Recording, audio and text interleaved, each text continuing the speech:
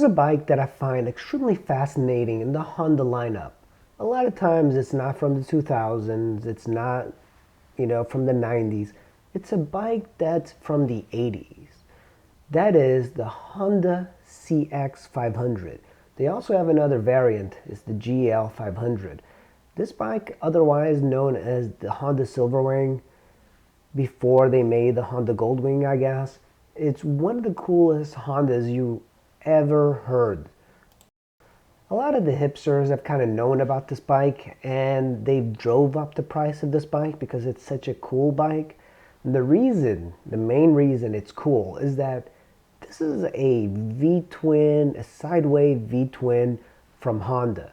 So the engine pistons sit and they almost look like a Moto Guzzi.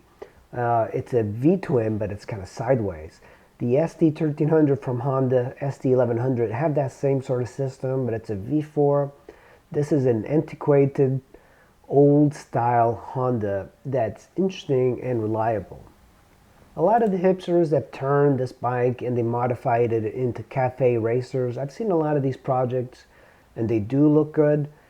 But for me, I like bikes that look stock. The only thing I change about bikes is put different tires on a bike and maybe putting my GPS. But I'm not into modifying a bike and changing it into something else other than what it is. But there is some value to taking an old bike like this and making it a cafe racer. A lot of hipsters have turned this bike into cafe racers, drove up the price, and let's look at the CX500 because it's a phenomenal bike. First of all, if you don't like wrenching on motorcycles, an old bike is probably not for you. But if you have less than $1,000 to spend on a motorcycle, a CX500 makes a good bike. So the CX series includes the GL500, the GL650, Silverwing variants. But for me, the more interesting bike is just the CX500, the standard version, not the custom. The custom looks a little bit different with a gas tank, and I don't think it looks as aesthetically pleasing as the regular CX500. This bike was made from 1978 to 1983. One of the reasons this bike has held some value is that this was Honda's first V-twin motorcycle.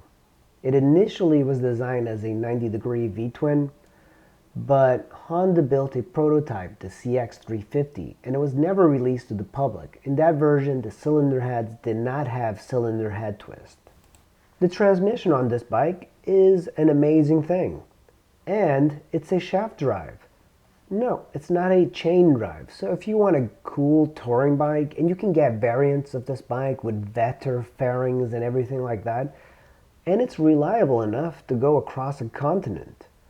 You could get something that's reliable maintenance, or at least very low maintenance, for less than $1,000.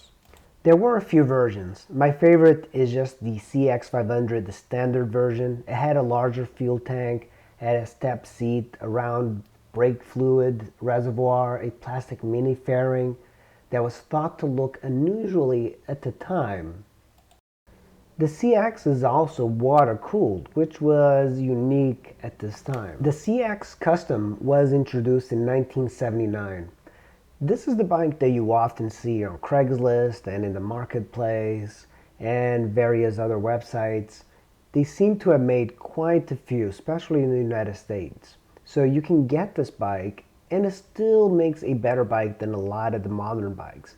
If you want a retro old school bike, why not get one of these instead of paying a lot more for another bike? This is just as reliable. They also had a much rarer version, which is the CX500 EC Sports. It was introduced in 1982. The EC variant is a much improved motorcycle compared to the original 500. It shared many parts with CX500 Turbo, introduced the same model year. And that's right, they did make a turbo version, but that's a unicorn. You cannot find it anywhere. If you find it, you call me. You post in the comments, you tell me where to get it, and I will go and get it.